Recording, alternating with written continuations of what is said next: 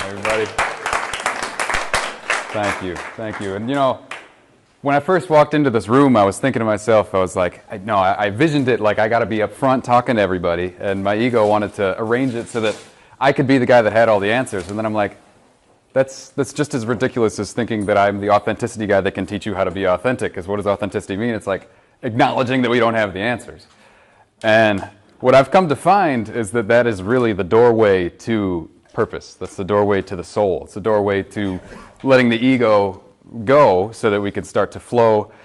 And truly, what this forced me to realize was that somebody's going to have to see the side that I didn't pretty up.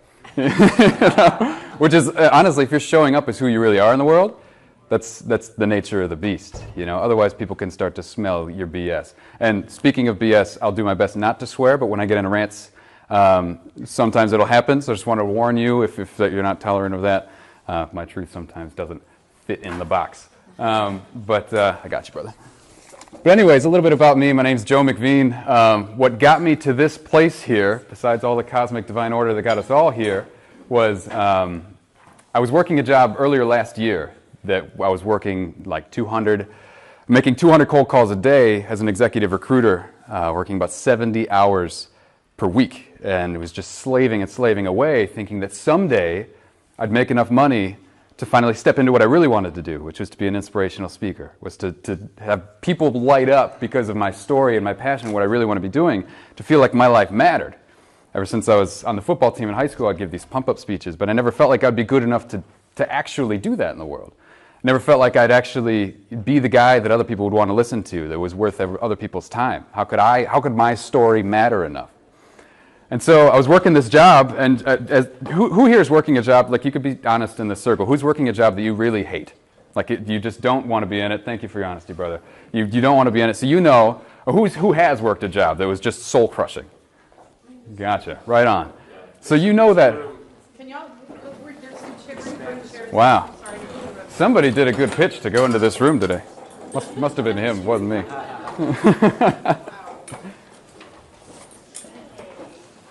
Welcome, everybody.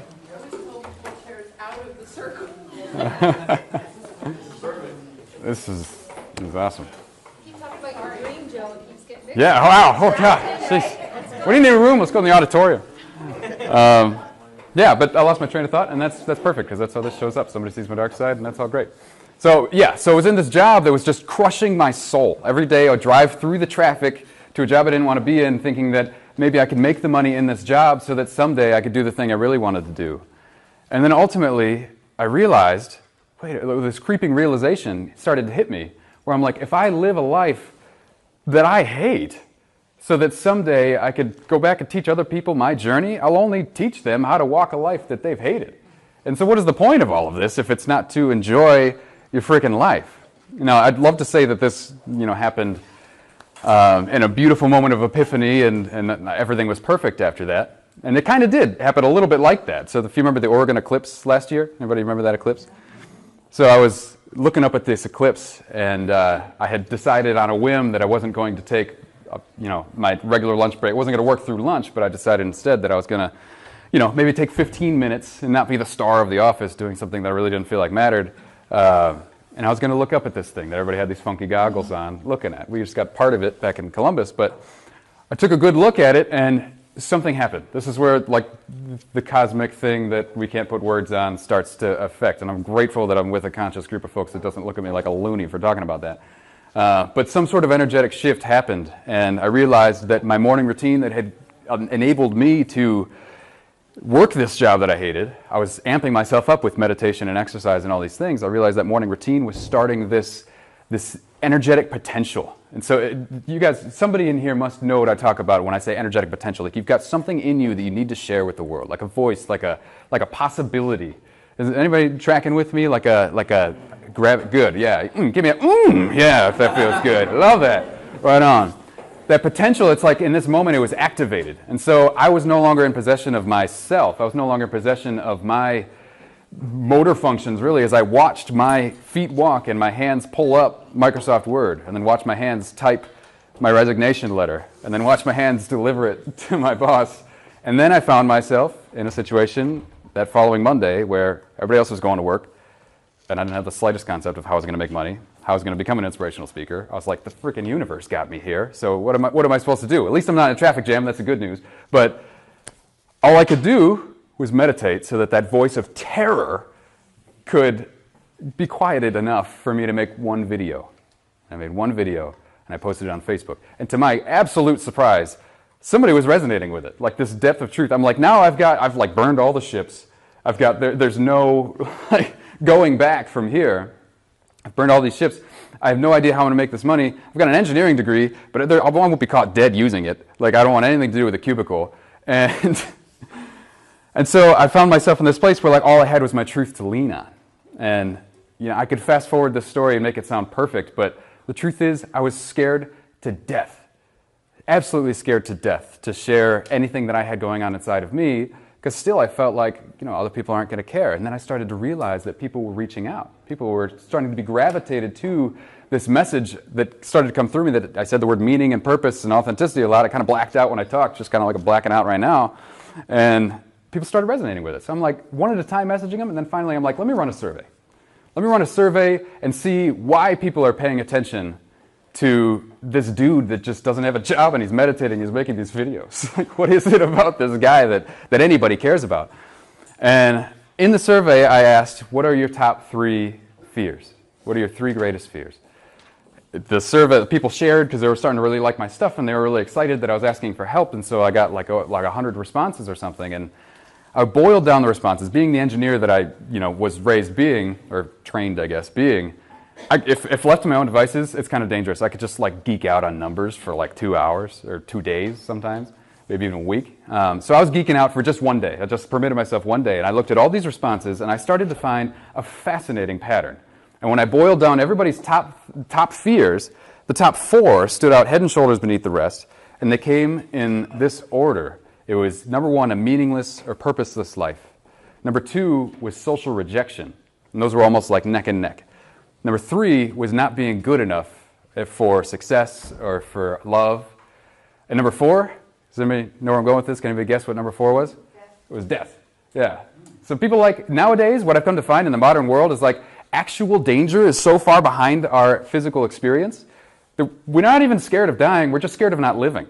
And so this puts us in these top 2 fears in what I call a rejection trap. Because it's real for me. It's real for me before I made this talk. It was real for me before I made my first video, and every video I make, and everything I do, this rejection trap of I want to live a meaningful, purposeful life, or more like I don't want to not live a meaningful, purposeful life. But also, what if I do that and people don't love me? What if I do that and people don't see me as the guy that has all the answers, or the kid that's got a great career in front of him because he got an engineering degree, or like whatever that thing is for you?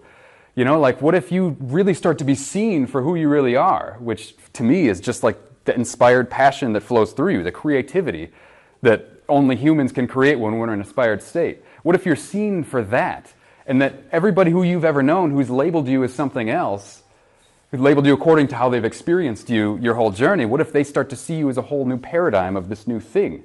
Where you have trouble even putting a label on it. Like myself, I struggle to put titles on what I do because I feel like what I do is just transmit spirit somehow. Because what that requires is, at the end of the day, courage. Courage is the only thing that will help us break through this rejection trap where it's like, I want to live my purpose, but I don't want to be, not accepted. I want to be seen for doing something amazing in the world. I want to be on stage somewhere. But I don't want people not to clap at the end, or it's this ridiculous thing, where we're almost like cats. Like cats are in the awkward part of the food chain, where they're like hunters and they're prey. So they're like not really sure how they should fit into all this stuff. And by the way, if I could just flow for hours, so if somebody wants to put a hand up when I'm 5 minutes to go, that'd be great, my man. So like cats in the food chain.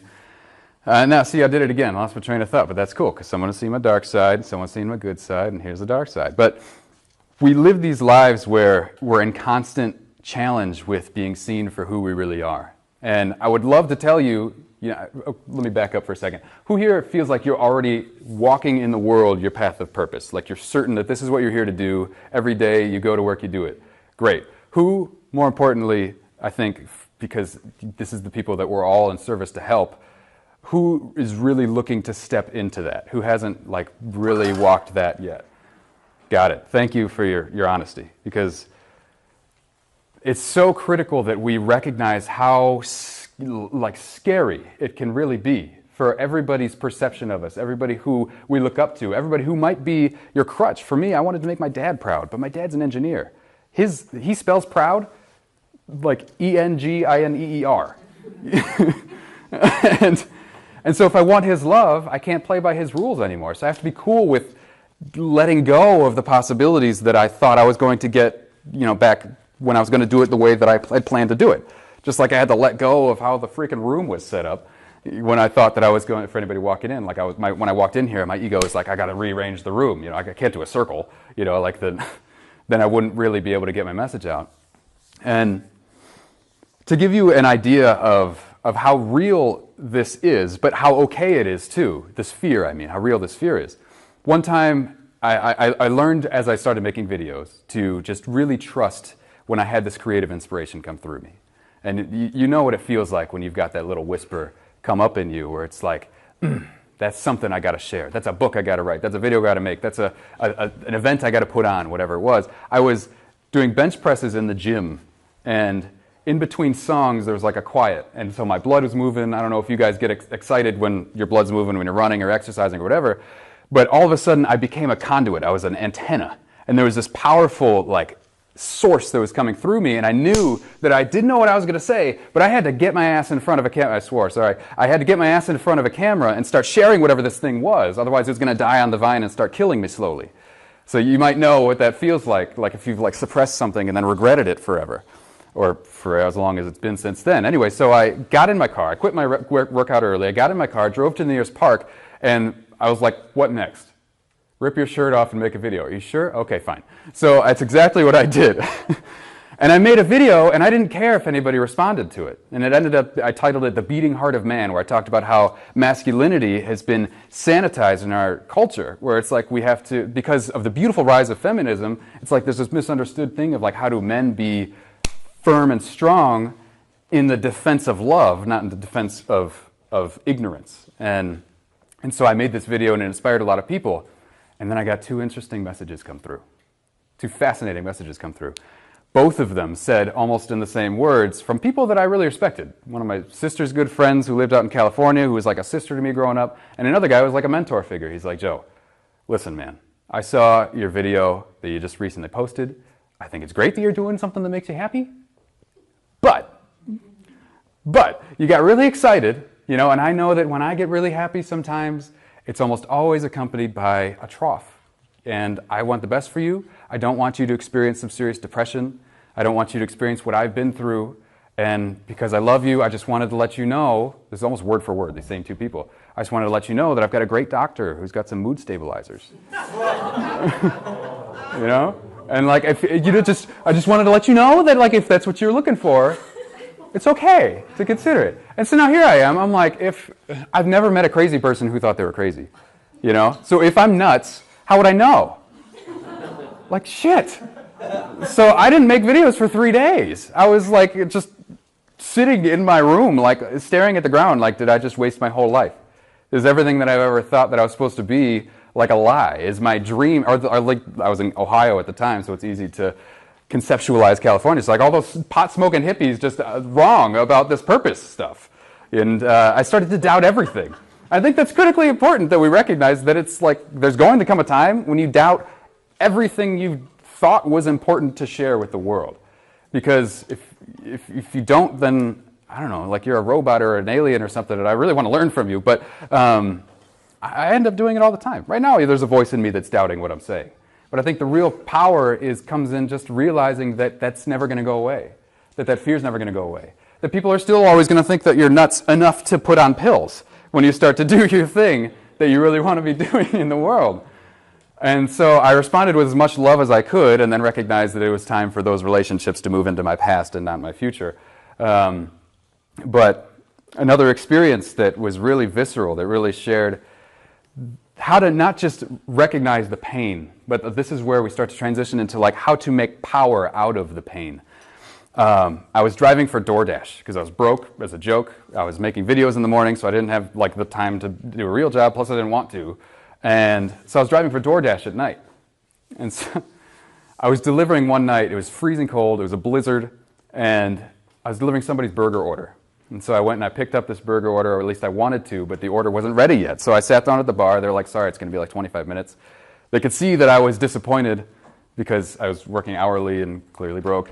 So they're like, listen, have a seat, watch the game, here's a free beer. A 16-ounce Miller Lite, man. I was thrilled. I was ready to go. So I'm like having this free beer, I'm like I'm on top of the world. Like some people have bosses, I have free beer, I make my own schedule. Like I'm really talking myself into how this is awesome. And so I finished the beer and I'm skipping out of this restaurant afterwards. I'm just like cloud nine, or at least that was my experience. I don't think I really was there. So I start like laughing, and then I start hysterically laughing as I'm like at the steering wheel. And then I just like, oh shit, I keep laughing, something else is happening. And then it turned into the tears of sobbing that was actually trying to come through the whole time, which was again those voices of my dad being like, why don't you get a real job? What are you doing? And those voices inside of me of maybe I was wrong to think that I had anything to share, because it hasn't really been that validated, like maybe I'm just over dreaming. And then another voice came in and said, maybe you really are the failure that you were scared of being when you were 14 and you came home and you couldn't save your mom after she fell down the stairs. And in those conversations, like arguments with people, somebody says something and then all of a sudden there's that low blow where you're just like, wait a minute, you just don't go there. Somehow myself did that to myself. Like, wait, come on, pal. Ego, subconscious, shadow, I don't know, inner child, I don't know who was talking, but I wasn't happy with what was going on. So I just like sat and like listened, and I felt to this thing. And it brought back memories that I had suppressed. We go through trauma and we just don't even go there in our mind as a survival mechanism. This trauma that I had suppressed was when I came home when I was 14 years old. And I couldn't find my mom anywhere, but I could find a trail of blood at the bottom of the stairs. And so I followed that trail of blood upstairs to find her in bed holding a pillow to her head, still conscious, still alive, but bleeding profusely. And me, I'm 14. Like I'm almost like the cat on the food chain. I'm like, am I a man? Am I a little boy? What am I doing? My parents are separated, so I'm the man of the house, but what the fuck does that mean? And so I'm standing here with the home phone in my hand, my finger hovering over the 9, like, Mom, do you want me to call? Should I call 911? Like, I don't know what happens. I don't know who pays for this. I don't know what I don't know what this is what they told me to do when I was at school.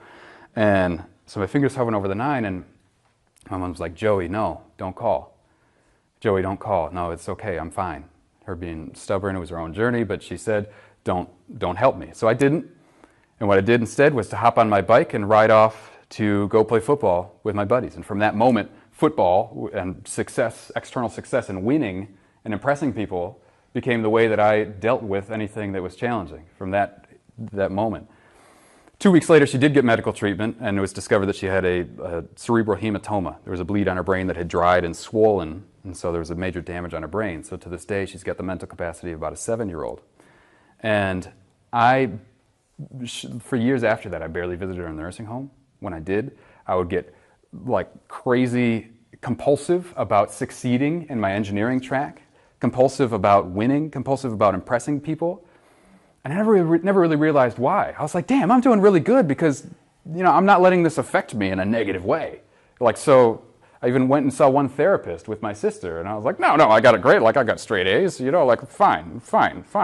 And it wasn't until this moment when I was in the car sobbing with the steering wheel, having burnt all my ships, having let go everything in pursuit of what I felt like was my truth to give the world, where I realized that the pattern that had been happening that whole time was just a false card of bullshit stacked up to impress people because I was running away from my own inner shame. And my greatness is on the other side of my pain. And my truth that I want to give to the world can't be delivered from the wrong side of what I'm suppressing in myself. And I came to find that this is true with all of us. And